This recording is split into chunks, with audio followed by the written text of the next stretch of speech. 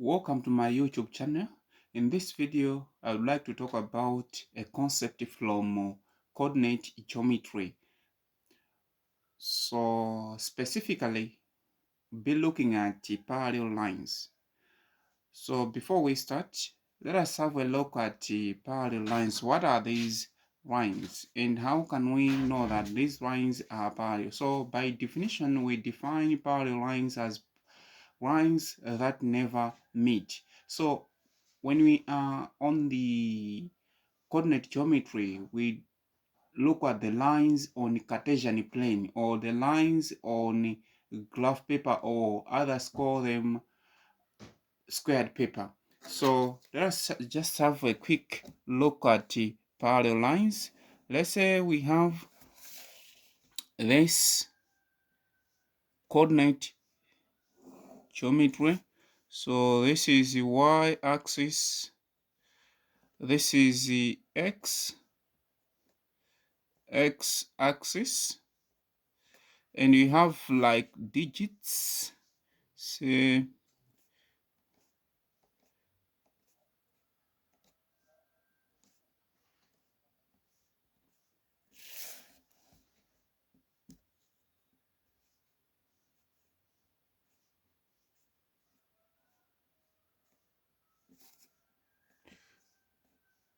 let's say we have this is 1, 2, 3, 4, 5, and again we have -1, -2, and here we have -1, -2, -3, -4, or you can write them down. 1, 2. So parallel lines are the lines that never meet. So let's say we have two lines like this and this.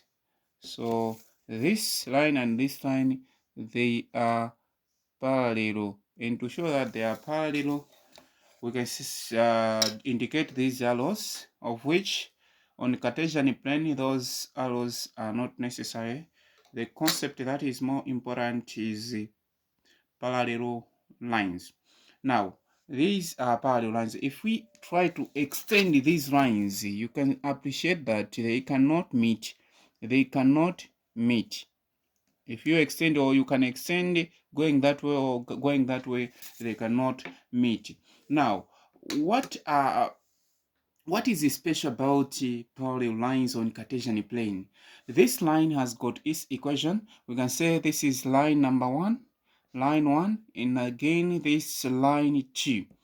Now for line number 1 and line number 2, this has got its equation, this also has its equation, but there is a difference in equation. Now the equation of this and the equation of this, though they are different, but their gradient is the same. Now we specialize to say the parallel lines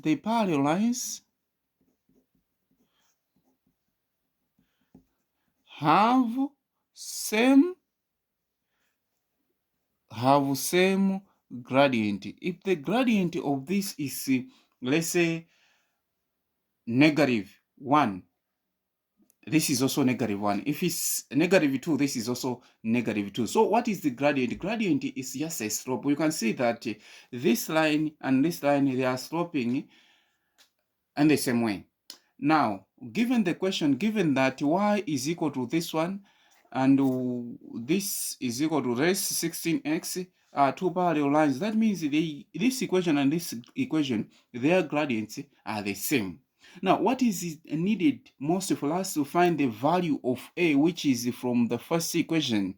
First, we need to make y subject of formula in all equations. So as you can see, let's take the first equation, which is y is equal to 2 to the power a x plus 6. This, you can see that y is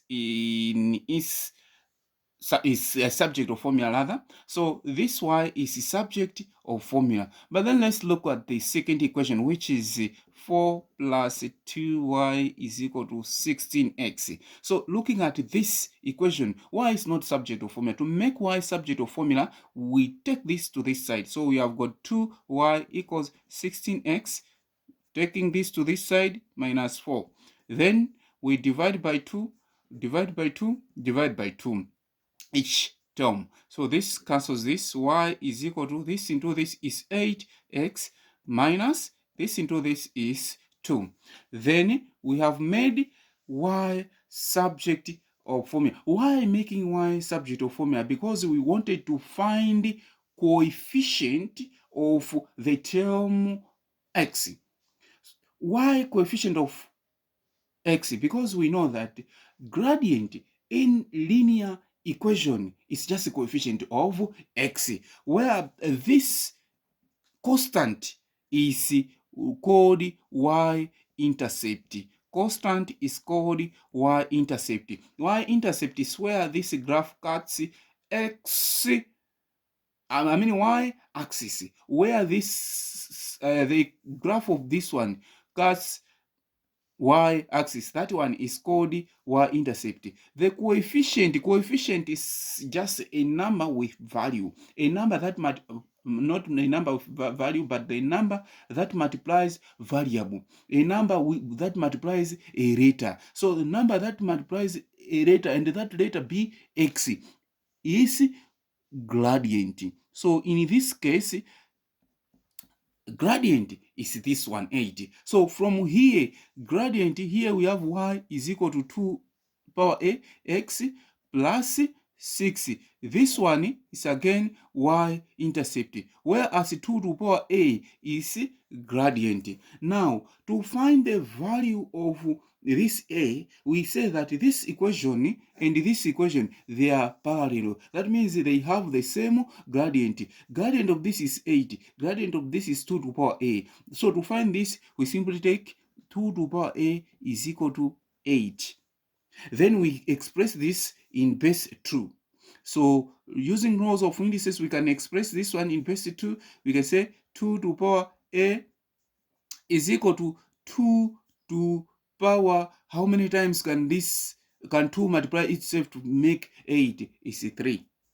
That means a is equal to 3. So that's how we can get the value of a. Here we have used the concept from laws of indices, which says, let's say a to power m is equal to a to power n, then it follows that m equals n. When the bases are the same, that means the powers are also the same, only if the two values are equating to each other. So that's how we can solve this problem.